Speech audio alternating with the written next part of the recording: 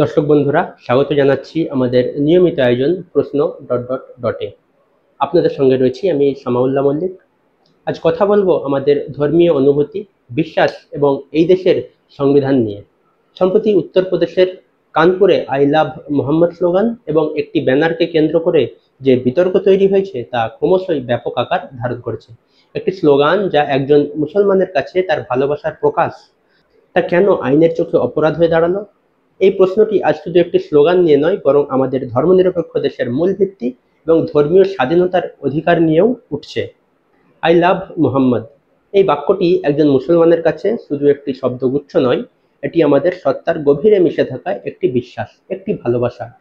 রাসূলুল্লাহ সাল্লাল্লাহু আলাইহি সাল্লামের প্রতি ভালোবাসা ইমানের অবিচ্ছেদ্য অংশ। আমরা ছোটবেলা থেকেই শিখেছি আমাদের সবকিছুর থেকে বেশি ভালোবাসতে হবে তাকে, যিনি আমাদের জন্য আল্লাহর রহমত হিসেবে এসেছিলেন। তার জীবন, তার আদর্শ, তার দেখানো পথ আমাদের জন্য আলোর দিশা। এই ভালোবাসার বহিঃপ্রকাশ আমাদের জন্য ইবাদতের একটি অংশ, আমাদের ধর্মের মূল ভিত্তি। যদি কোনো হিন্দু ভাই বা বোন বলেন আমি রামকে ভালোবাসি, অথবা একজন খ্রিস্টান যদি বলেন আমি যিশুকে ভালোবাসি, সেটা কি কখনো অপরাধ হতে পারে? তাহলে একজন মুসলিমের জন্য একই আবেগ প্রকাশ করা কেন বিতর্কিত হয়ে উঠবে? কেন এই ভালোবাসা এখন প্রশ্নের মুখে দাঁড়াবে? এই আবেগ কি আমরা প্রকাশ করতে পারি না? যদি ভালোবাসার কারণে আইন প্রয়োগ হয়, তাহলে সেই আইনের ভিত্তি কি? আমাদের ধর্মীয় অনুভূতি কি এতই ঠুনকো যে সামান্য একটি স্লোগানেই তা আঘাতপ্রাপ্ত হবে? আমাদের সংবিধানের 25 নম্বর অনুচ্ছেদ আমাদের ধর্মীয় স্বাধীনতার অধিকার দিয়েছে। এই অনুচ্ছেদ অনুযায়ী প্রত্যেক নাগরিকের স্বাধীনভাবে নিজের ধর্ম পালন করা, ধর্মীয় বিশ্বাস প্রকাশ করা এবং এর প্রচার করার অধিকার রয়েছে।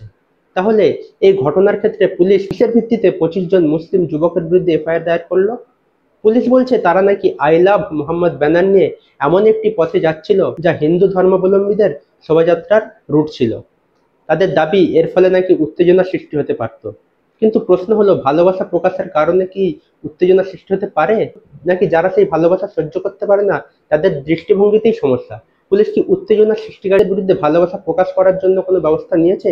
এই প্রশ্নটি আমাদের সামনে আইন প্রয়োগের ক্ষেত্রে দ্বৈত নীতির বাস্তবতাকে তুলে ধরে। আইন কি সবার জন্য সমানভাবে প্রযোজ্য হচ্ছে? যখন অন্য ধর্মীয় শোভাযাত্রাগুলোতে উস্কানিমূলক স্লোগান দেওয়া হয়, তখন কি একই ধরনের ব্যবস্থা নেওয়া হয়, নাকি শুধু কিছু নির্দিষ্ট ক্ষেত্রে এই ধরনের পদক্ষেপ নেওয়া হয়? এই বিতর্ক শুধু কানপুরের ঘটনা নিয়ে নয়, এটি আমাদের দেশের সেই গভীর বিভাজনের দিকে ইঙ্গিত করে যা বর্তমানে একটি সাধারণ ঘটনাকেও রাজনৈতিক হাতিয়ারে পরিণত করে। আমাদের আজকের শোতে কিছু মৌলিক প্রশ্ন রাখতে চাই। একজন মুসলমানের জন্য রাসূলুল্লাহ সাল্লাল্লাহু সাল্লামের প্রতি ভালোবাসা প্রকাশ করা কি এমন একটি অপরাধ যে তার বিরুদ্ধে আইনি ব্যবস্থা নেওয়া হবে?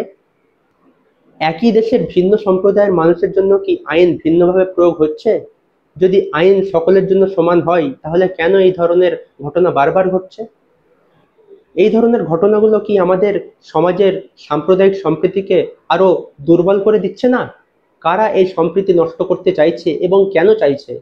এই প্রশ্নগুলো নিয়ে আমরা ভাববো, কারণ এই প্রশ্নগুলো শুধু কানপুরের ঘটনা নিয়ে নয়, বরং আমাদের দেশের ভবিষ্যৎ নিয়ে, যেখানে ভালোবাসা প্রকাশ করাও ভয়ের কারণ হয়ে দাঁড়ায়। আজকের মতো এইখানেই শেষ করছি। আপনারা ভাবুন এই প্রশ্নের উত্তর কোথায়?